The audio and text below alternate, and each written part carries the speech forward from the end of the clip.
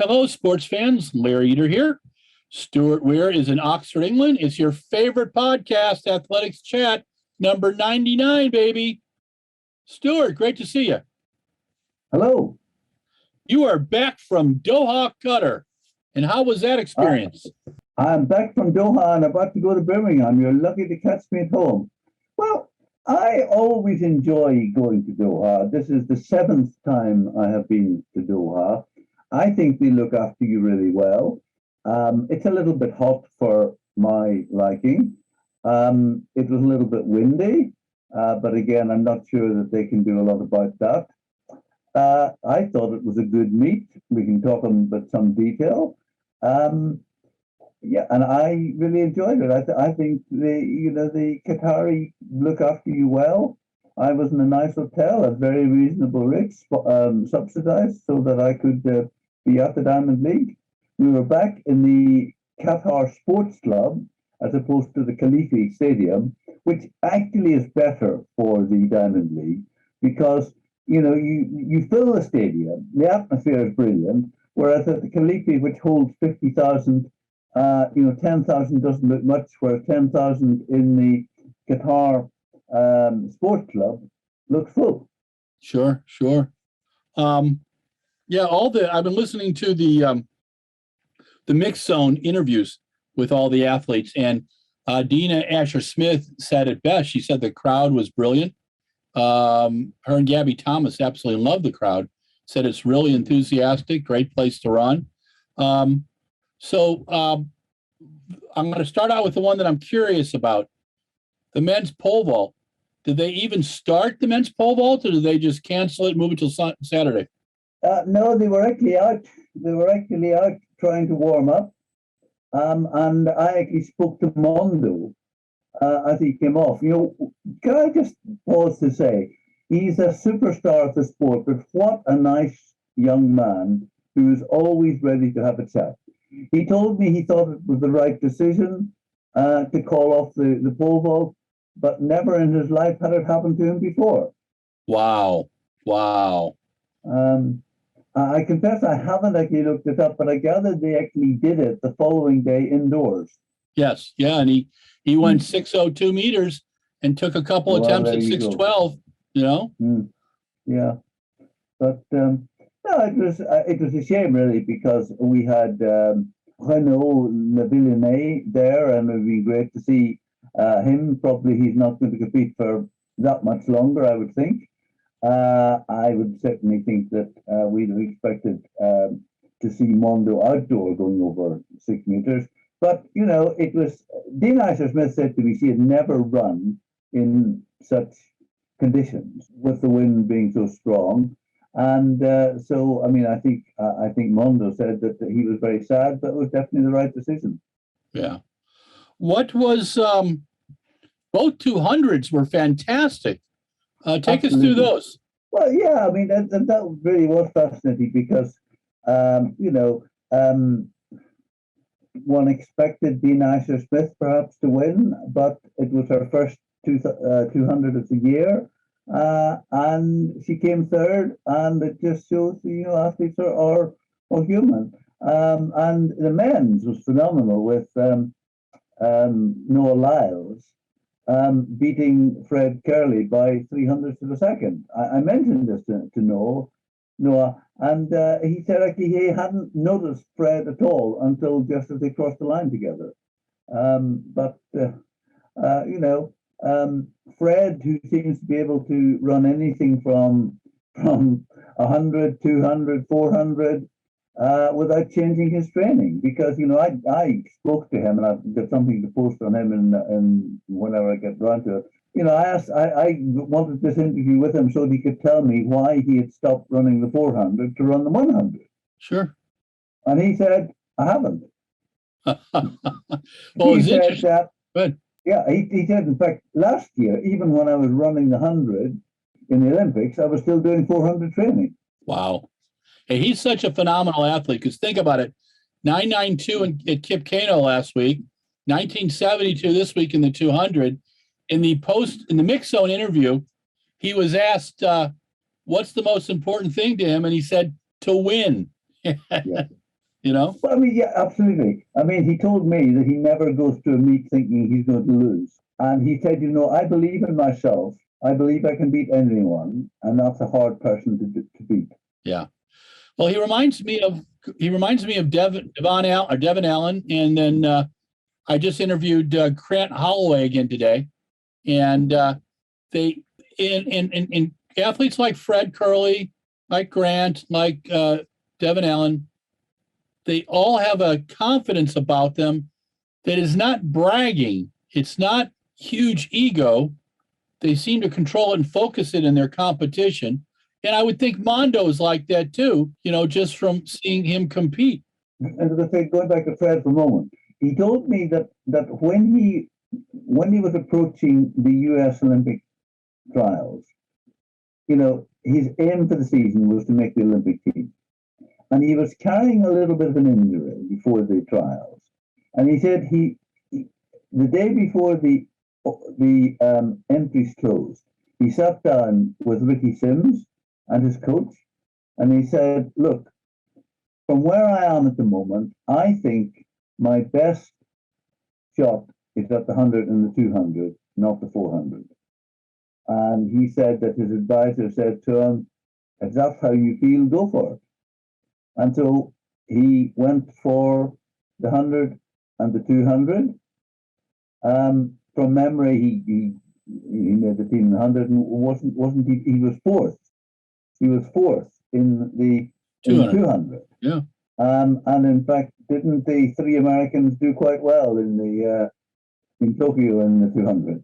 So you may only be the fourth best in your country, but you're also the fourth best in the world. It's mind-boggling. Yeah. That women's 3,000 was fantastic. Well, absolutely. Take us through that. For me, that was the race of the night, because you see, you start with Francine Nishon-Saba, great 800-meter runner, banned from running the 800 because of the DSD issue. So she goes for the 5 and the 10. She was ridiculously disqualified in Tokyo, but finished the year by winning the Diamond League. And then you have Faith Kipyegon, unbeatable at 1,500, pretty good at 800. What will she be like at 3,000? And in a way, it was almost Francine stepping down a distance, Faith stepping up a distance. But of course, don't forget that Francine had the 800 sprint power. And those weren't the only ones. I mean, you had Chepkoech, Beatrice Chepkoech, the world record holder at the 3,000, except she likes little barriers to make it more interesting. And it was just a fascinating race. And when they came to it, the last lap, the two of them were pretty much together. And I mean, Francine said to me that she'd had a race plan and she had stuck to it. And she managed to impose this on everyone. She led most of the way.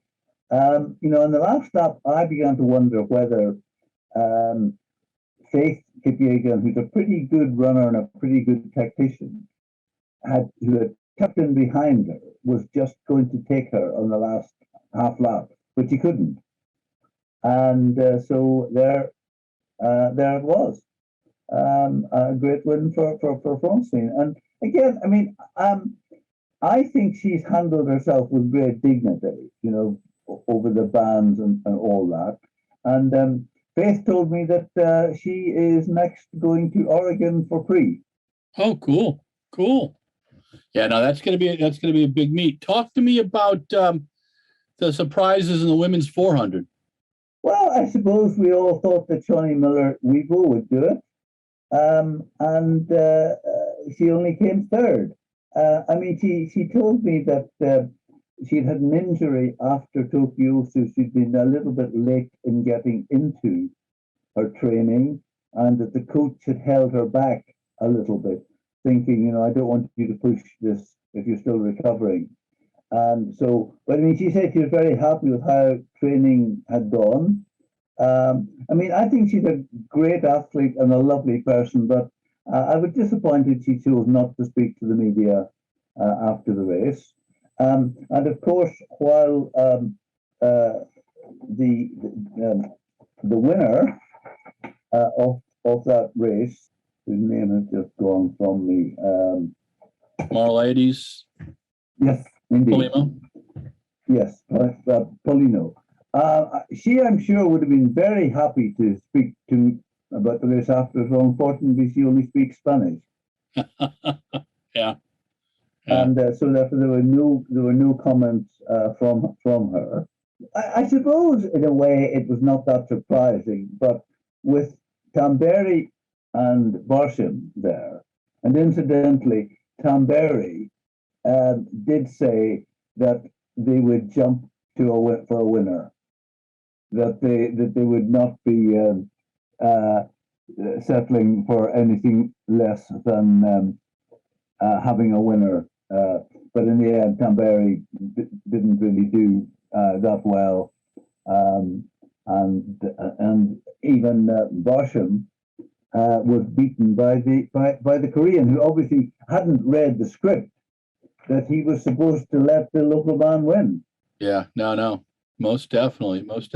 Talk to me about you said the crowd was pretty enthusiastic? Well, there's always a big crowd of East Africans who are there to cheer, be it for Ethiopia or Uganda or Kenya in the distance races, and certainly they had Timothy Chariot and Kipsang and Kipyegon. So yeah, I mean they create a lot of good atmosphere. So yeah. The steeplechase, Mr. El Bakali, won a close one there. Well, yes, I mean you had the three medalists from Tokyo, but he's the Olympic champion, and he showed why. He showed that at the moment he has the number for anyone else at that event, and was doing his stuff. And then our friend Mary Beck Romanchuk, yes, she was upset. Well, it was just always at the moment. It's nice to see a Ukrainian competing, and of course she's more of a long jumper, but there was just a triple jump, but she still came second with 14.73. Now I talked to the British triple jumper Naomi Metzger, and I mean she jumped further than she'd ever jumped in her life, but it was with an illegal wind. But as she very reasonably pointed out, if the wind is blowing at 2.7 and then 4 and then 5.5, it's not necessarily helping you, because you've still got to get your run up, work out how much the wind is going to affect it. And in fact, Naomi told me that not only did she jump further than she'd ever jumped in her life before, she was 20 centimeters behind the board, because she was so worried about the wind blowing her too far forward that she was conservative. So obviously I understand the rules, and it wasn't a legal jump, but we talked afterwards, and she said, well, I think I can take away a lot of confidence, because if I had actually hit the board with that jump, I would have been in amongst them. Yeah, that's true. True. Yeah, I mean it's interesting that several athletes said, well, the wind was so bad that it wasn't about times tonight; it was just about racing. Yeah, that's what Gabby Thomas mentioned, that it was she's never run in more wind in her life, she said. Yeah, and I recall the 5 or 6 times that I was there that we had wind issues. We had wind every time, but a lot of times it really helped. I remember Brittany Reese with that big long jump. and Yeah. talk to me about the pressers, Stuart. They had one for just Tamberi and Mutaz, and then they had everybody else? Yeah. Yes, but they had Dina, Shawnee, and Mondo? Mondo, exactly. I didn't actually think the pressers were that successful because they were at the museum, the new museum by the Khalifa. So, I talked to Shawnee in the bus on the way back, and it had taken about 2 hours to get there, do the presser, wait for the second presser, and come back. But yet she had probably only answered about 5 questions. There were no one-to-ones afterwards, and in principle, the purpose of doing it at the new museum was so that everyone could see the new museum. But in fact, the moment the second presser finished, I was told the bus was leaving, and if I wanted to stay and see the museum, I had to make my own way back across Doha. So, no, I mean, the plan for Birmingham is that there will be the usual top table performance, but then there will be athletes available in sort of little huddles. So I think that will work better. Yeah, Birmingham always has a great setup for PR. The folks we used to be spoiled with from the British Athletics, who are no longer there, they really treated us well. But Doha in the past, you recall, we would get those nice one-on-ones for. Absolutely, I did mention that and I mean they did the press points and so on. I got some great stuff with people in the past, but not this year. What was the turnout like for media? There certainly were not many going to the to written press wise. There didn't seem to be a lot. Nobody from the UK, but then that didn't really surprise me. I don't know. I didn't really notice that much, but there didn't seem to be large numbers. I mean, when you take out, 3 people from World Athletics and 1 or 2 from the Diamond League and so on. Yeah. Talk to me about Birmingham. Well, unfortunately, Birmingham has not put the lists out yet, so we're just really speculating. I know that Elaine Thompson is running against Dina in the 100. Dina, by the way, had started her season with the 400, then a 300, then a 200, and now the 100. Wow, that's a season, huh? So presumably next week she'll be running the 50. There we go. I mean, we've got Keely Hodkinson, Laura Muir, Gemma Reiki. We've got Josh Kerr, Holly Bradshaw, Tamberi is there, Katie Najot is there, but I don't really know beyond that because, as I say, the lists have not been published as yet. I mean, I don't know why.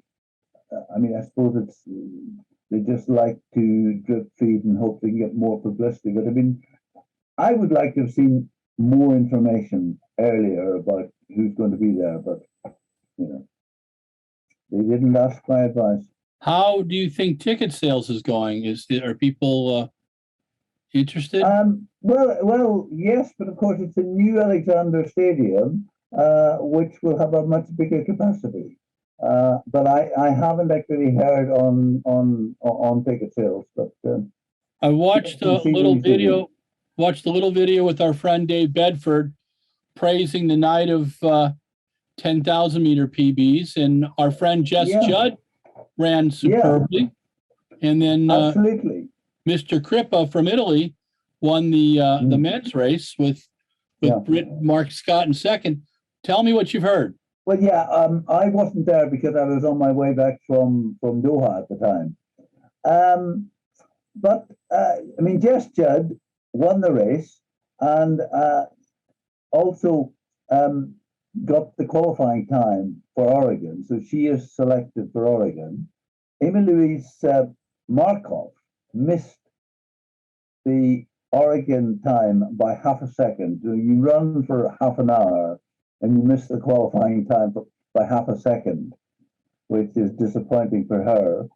I don't believe that any of our men got the qualifying standard. Yeah, they said Mark Scott missed it. Yeah. Yeah, but of course, remember this year there's the World Championship, there's the European Championship, there's the Commonwealth Games. So it's not all doom and gloom. I mean, obviously, if they can find the races, people have a chance to qualify for Oregon. But also, people who, you look at Markov, who missed the Oregon qualifying time, but she's inside the Commonwealth and the European qualifying time. Similarly, the two Brits,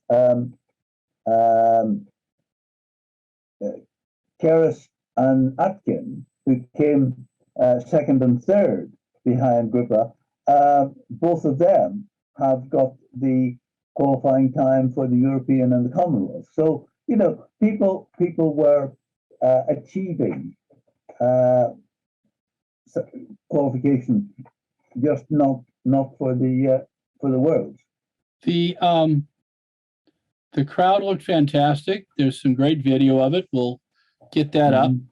Yeah, I was able to go to it a couple years, and 2016 and 17, and I just thought it was fantastic and just a great idea.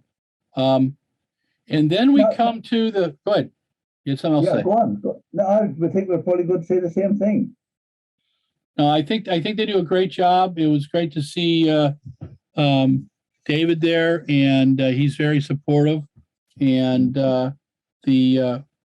was it the High Street Harriers or the folks who are behind it? Highgate. Yep, and they do. Ben Pucci, I think, is the gentleman who spends most of his year working on that. So that's another superb event. But then I've been reading articles in some of the British papers about London Stadium. So what's happening there? Well, the National Stadium for Athletics used to be Crystal Palace. And you, like me, have been there on a Friday night and seen a very enthusiastic crowd in South London. Then in 2012, we hosted the Olympics, and part of the deal with what became the London Stadium was that West Ham United soccer team would have it, but that for 1 month of the year it would be available for athletics. But the problem is that it costs millions to make the change, to take seats out, put the track in, and so on. It has hosted the anniversary games, so-called, because they're commemorating the Olympics.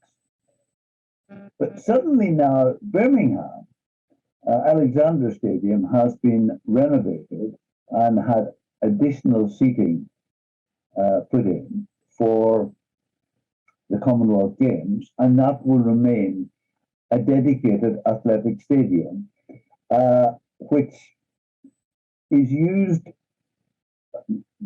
as a training facility for the Birchfield Harriers Club, of which I believe a certain Catherine Merry is the president.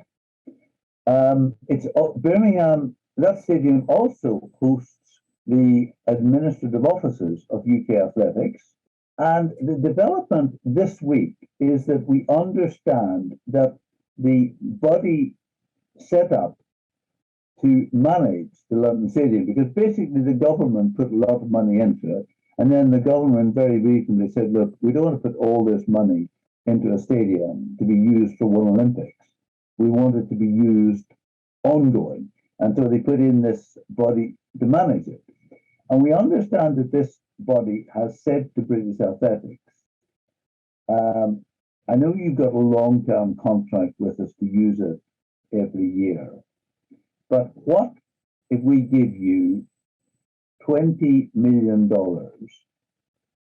and we terminate the contract so that there'll be no more athletics at the London Stadium, but you will have $20 million to do what you want to do with it.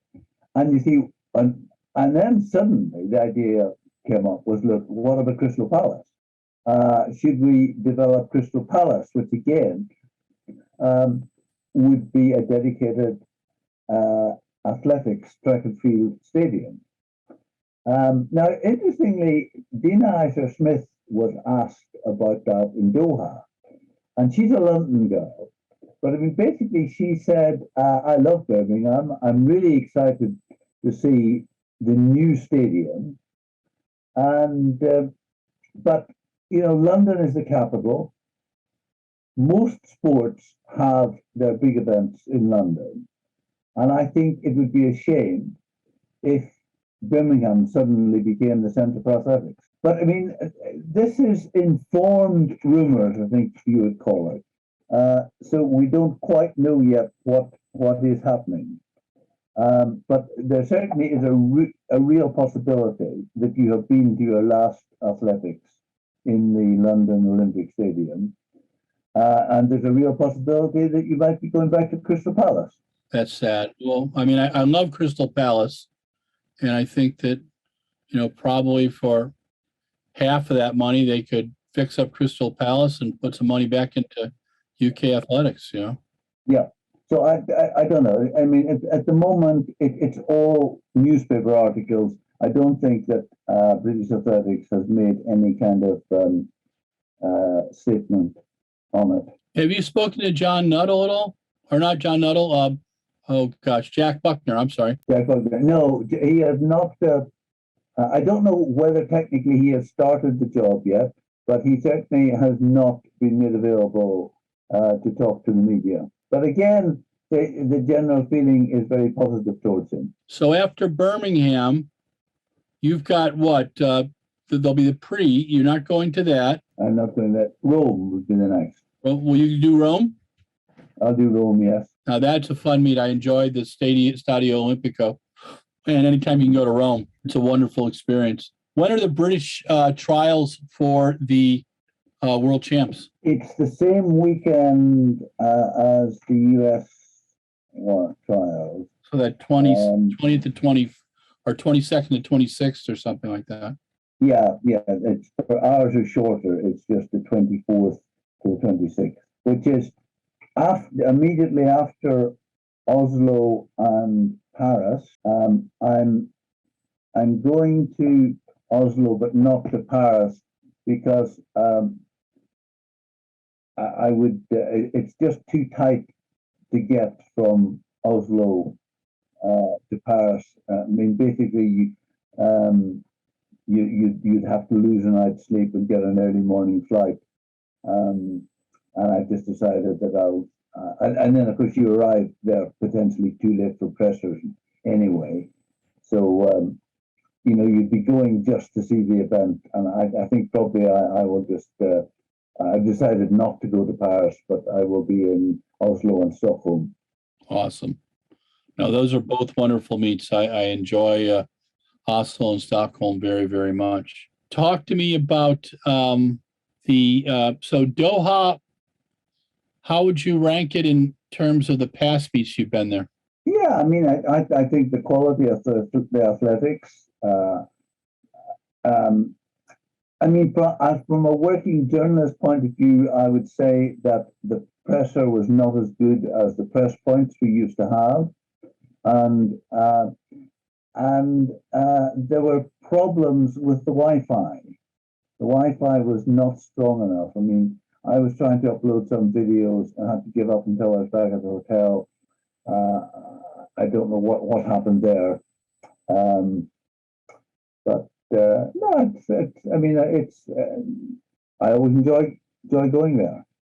And then over the summer, I think that I will not be going to many Diamond Leagues because Monaco, Lausanne, and the new one in Poland are really all clashing with the Commonwealth Games or the European Championships, or immediately after that, so that you just wouldn't be at home at all. Because I'm doing Oregon, the Commonwealth, and Munich World European Championships, and then finishing. Now there was a very clever person from England asked a good question of Dina Asher-Smith. Really? In the presser, yeah. Person who sometimes does a podcast with you. That person. Really? Wow, very clever person then. Yes. Yeah. So anyway, I said to Dina, how does it affect you that the World Championships are so early in the year? And she said, well, I'm a professional athlete. I have to be ready whenever they decide to have it. And then she said, but if you're asking me how I think the season should be organized, I would say that I much prefer to have the Diamond League final and then the World Championship after it. And Peter, the CEO of the Diamond League, was sitting behind me, and he made clear to me afterwards that he was entirely in agreement with Dina, and said that they'd actually pressed for this in the schedule for the World Championship to finish the season, with the Diamond League just before it. I mean, Dina made the point that it's nice to compete in the Diamond League, and it tells you where you're at with your fitness, and it either gives you an encouragement going into the World Championship, or it lets you know what you need to do before the World Championship. Yes. Oh yeah. Yeah. No, I'm frustrated and fascinated because when the Diamond League began back in 2009, 2010, the group that started it had a choice whether to bring the IAAF in or not, and they did. And they have been most gracious in giving the World Athletics much of the control. But I believe that they've diluted the Diamond League by moving it around. I think that the whole idea of having the Diamond League on 10 or 12 or 14 straight weeks, boom, boom, boom, boom, boom, and then a couple-week break, and then the World Champs would make the season much more exciting, and we wouldn't be shooting ourselves in the feet, which is, my feeling about it sometimes is that we have got, look at the Prefontaine coming up in 2 weeks. Now, Nike exercises its contracts with its athletes, and they have about 70% of the top, and then, Adi's got about 20%, and then, everybody, it's broken down to the final 10. But the men's 100, regardless of brands, has everybody in it but Ferdinand Omanyala, who should be added. And it's one of the first times that that's been done in a long time. That women's 200, phenomenal, And you and I both know, give Dina Asher-Smith a few races, and there's going to be 3 women under, 2190. It could be phenomenal. But also the idea of having a Diamond League season, then the championships, then a couple weeks break, and then the Worlds. Wow, that would be so exciting, Well, hats off to Dina. That's good. Yeah, and I asked Faith Kipyegon if I'd see her in Europe, and she said unlikely. I'm going to pre, but no, because I think she basically was saying that with a World Championship, it's nice to have a run out in the stadium. But basically, if I'm going to be in my sharpest in early July, then I need to be training rather than competing and going from country to country in Europe, which I think is a great shame, because that as you say, it diminishes the Diamond League, which are so brilliant at showcasing our sport.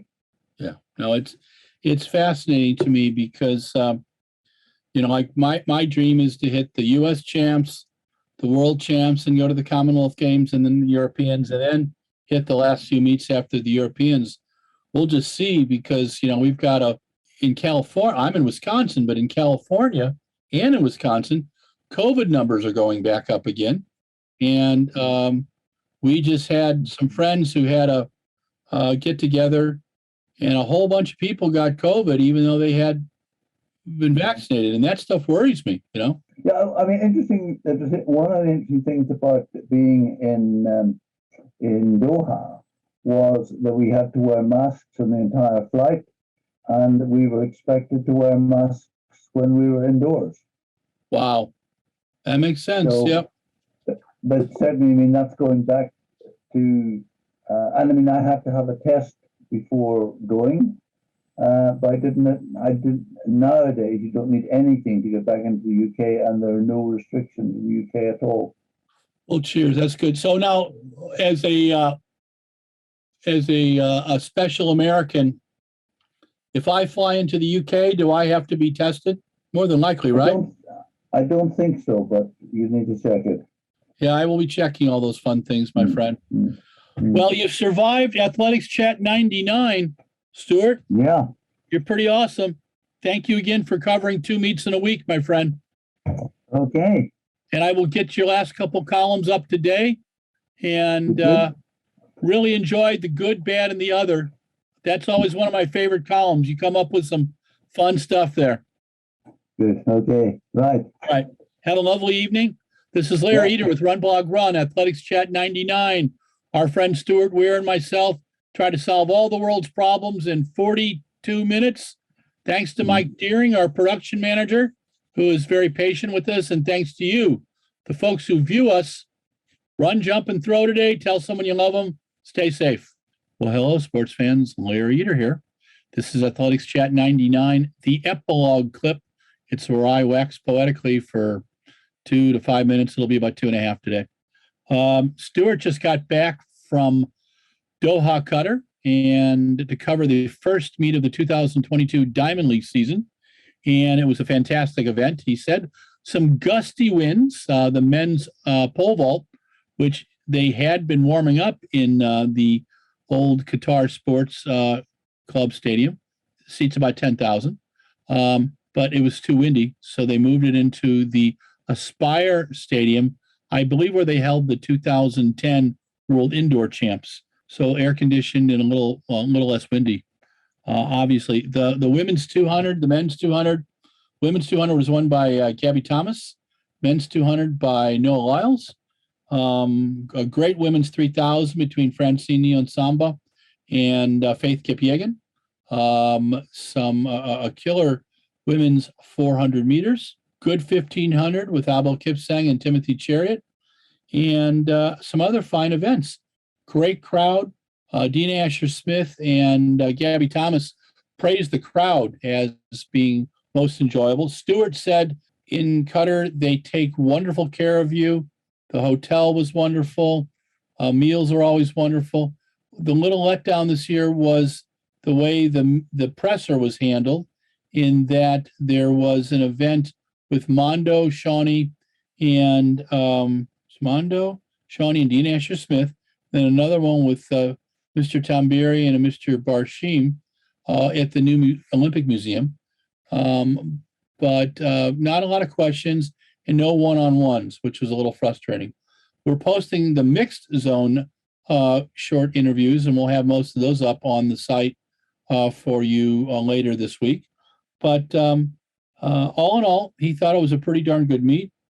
He'll be going to, Stuart will be in Birmingham on Thursday for the presser, and then the meets on Saturday, the 21st of May, and that is the second of the Diamond League meetings. What Stuart missed on flying back Saturday was the night of 10,000 PBs, which is a wonderful event hosted by the Highgate Harriers. And I think it's Ben Pucci, who is the gentleman in charge, It's supported by the London Marathon, among other groups. And there are about 6 to 8 races where you could run the 10,000 meter, 25 laps with the people of your ability. It finishes with the European Cup elite race for men and women. Jess Judd won the women's, qualified for Eugene. She looked fantastic. She's running for On Running now. One of our favorites. I still don't understand why she gets as little sponsorship from the British Athletics as she does. On the men's side, Mr. Yemen Kripa from Italy. He ran a fantastic time, 27:16, qualified for Eugene. Mark Scott won the British title in 27:31. He did not get his qual mark for Eugene, but did get it for Birmingham and for Munich. So, there was, and then also Ms. Markovic, Mary Louise Markovic, who was the 3,000 meter European champion a few years back. She missed the 10,000 meter qualifying for Eugene by a half a second. So Stuart said that's got to be frustrating, running 32 minutes and missing by, less than 30 seconds, or no, half a second. So that's even crazier. So we hope she finds a race where she can hit the qualifying mark. And then we talked a little bit about one of the big revelations of the week, the London Olympic Stadium, the Queen Stadium, which is supposed to be this legacy place where there's a hosted British athletics event every year. And the folks in European football don't seem to want to share it anymore. And the group that owns the stadium or is running it in trust is rumored to have offered UKA $20 million to walk away from the London Stadium. And rumors are afoot that they will enhance Crystal Palace, bring that back up to standard. I used to go to Crystal Palace. It was lovely up until 2015, 2016. Fantastic. And it's too bad that it was allowed to fall into disarray. But if they fix that up, that would be really good because they do need a athletics-only stadium in London like they will have in Birmingham with the redone Alexander Stadium. So a lot of good things going on this week. And we covered the sound running event from a couple of weeks ago. We've had covered the Kip Keino Classic. We'll have a couple other U.S. meets that we'll be covering this week. But there should be a lot of things for you to read on RunBlogRun and to view. So this is Larry Eder, thanking Mike Deering for managing our production on all these podcasts, and he does it with aplomb. And thanking Stuart Weir for finding some time today or this evening from Oxford, the intellectual capital of the world. Run, jump, throw today. Tell someone you love them. Stay safe. And thank you again for viewing RunBlogRun's Athletics Chat. This was number 99, the epilogue clip.